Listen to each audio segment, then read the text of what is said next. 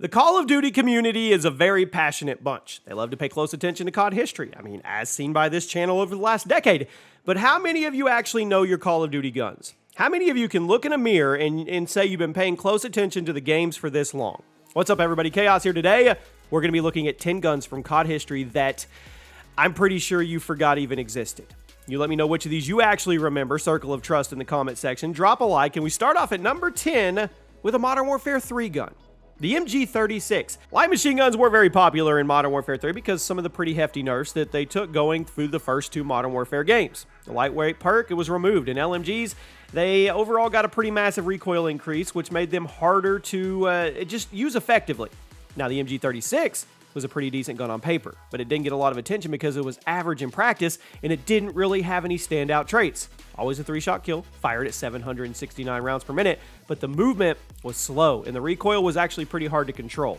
Now, Modern Warfare 3's LMGs were largely forgotten in general, but the MG36 in particular has never gotten much shine after the game came out. It returned in Modern Warfare 2019 as the lackluster Holger 26, but that version, I guess it got a little more attention from the community because it had attachments, but that was it. At number 9, the IA-12 in COD Ghost. Now, COD Ghost was the first game in the series to have a marksman rifle category, but not too many people took advantage of it. Semi-auto rifles weren't the most popular rage in COD Ghost because of the map design and the time to kill, but how many of you remember the IA-12? Be honest. Probably not many. It was a marksman rifle, solid fire rate, pretty variable damage. It could result in a 3-shot kill if you were out of its optimal ranges. Now, the default mag was 18. It was pretty good. Firing sound was actually pretty cool, but nobody used it, and I doubt many of you remember it. Like I said, the marksman rifle category was not popular in this game due to the way COD Ghost played, and since the IA had such a boring name to it, it really is a bad name, and a total lack of standout advantages, here it is today. At number 8, the MPL in Black Ops 1. Now, I've said many times that the SMG offerings in the original Black Ops were bad, and the MPL is probably the most forgotten of them all. Yes, you had the AK-74U and the average MP5K, but then you had a whole bunch of trash guns, the Uzi, the Kaparis, the Spectre, the PM63, but there was one more SMG in the game that was arguably even more forgettable than the rest because of the name. The MPL. No idea what MPL even stands for, but the gun, it wasn't very good. It was tied for having the fastest fire rate in the game, but the damage was bad. It often took 4 to 5 shots to kill. That time to kill was beaten out by most every other weapon in the game, and the recoil, it wasn't very good. It was actually pretty nasty, to be honest with you, meaning there was no really big redeeming quality for this gun. I guess it did have a pretty big default mag by SMG standards, but that wasn't enough to make people remember it. It just was. At number 7 today, the M36 in COD World War II. Now, I'm pretty sure COD World War II had the most DLC weapons in COD history, and I honestly respect how much Sledgehammer, how much work they put in to maintaining that community after the game came out. Once the game launched and everybody hated it, they could have just walked away from the game. They could have thrown it in the trash. They could have forgotten about it, but they didn't. They worked overtime to completely overhaul the multiplayer and add a lot of new content, which I will always respect even if I didn't like the game that much. With that being said, some of the DLC weapons added to this game were forgettable, super forgettable, to the point that I forgot they existed in the first place before I made this video. When I say the M36 from COD World War II, how many of you know what I'm talking about? Visualize it for me. For the many of you that probably don't know, it was a bolt-action sniper, very similar to the Lee Enfield. 10-round default mag, 1-shot kill from torso and up, made it pretty standard when it comes to snipers in the game. Again, I respect how much effort Sledge put into this post-launch content of this game, but that doesn't mean every weapon they added was worth committing to memory. This is one. At number 6, the MK46. We have so many guns that start with M. In Modern Warfare 3, one more pick. Another light machine gun, hardly got any attention from the community because pretty much all the same reasons as the MG36 we discussed earlier. Unlocked at level 54. Pretty fast fire rate, dealt some nice juicy damage. It was pretty accurate, featured some good accuracy. It was good. It was good. It was good. The reload animation, though, was one of the longest in the game. It was. In fact, I would say maybe this was the best LMG in the game, but I don't know. How many of you remember it? Because I doubt you do. It honestly looked cool. And if I could only use one LMG from the game if they wanted me to pick right now, it would be this one. But I'm not going to lie and tell everybody I remember it. Now we get into the top 5. The P99 in Modern Warfare 3. Okay, one more Modern Warfare 3. Actually, I'm lying. There's going to be more. When you think of pistols from this game, what do you think of? You think of the FMG9, the machine pistols, the MP9, maybe the 44 mag, maybe even the really bad version of the Deagle. But you know what pistol you don't ever think of? The P99. Second handgun you unlocked. Pretty average all around. It was slightly better than your starting USP-45, but that's not saying anything. Reload animation was kind of cool. Every once in a while you would get into a Kimbo form and play infected, and it was cool, right? But it wasn't worth using over the starting handgun, and since there were so many better secondary options in this game, most people forgot it was even here.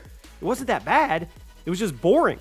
And it was put next to top-tier secondaries like those crazy Modern Warfare 3 machine pistols, so there's no shot that anybody was going to play with it yet, or even more, remember it. At number 4, shocker, another M word, MK32 in COD Ghost. These last 4 guns they could have gone in any order. Quite honestly, they could have. I forgot they all 4 existed. The MK32 was a 6-shot grenade launcher from COD Ghost that was pretty similar to the War Machine. When I saw it at first glance, I was like, oh yeah, War Machine. No.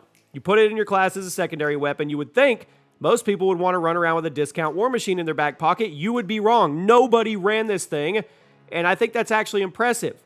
How is it possible to make a variant of the War Machine that people didn't want to use?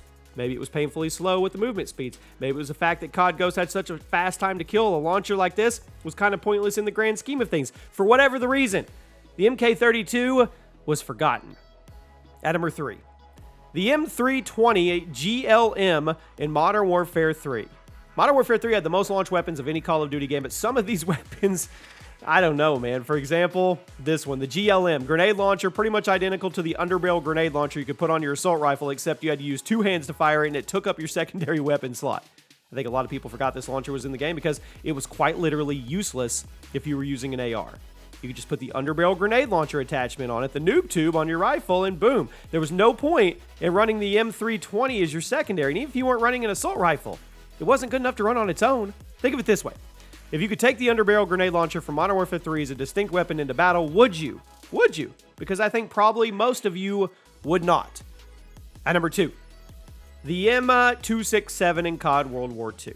One more DLC weapon from the COD World War II era that nobody remembers. It sounds like a model of a motorcycle, but in reality, it's an SMG that was added to the game in July of 2019, more than a year and a half after the game launched, which I thought was pretty cool.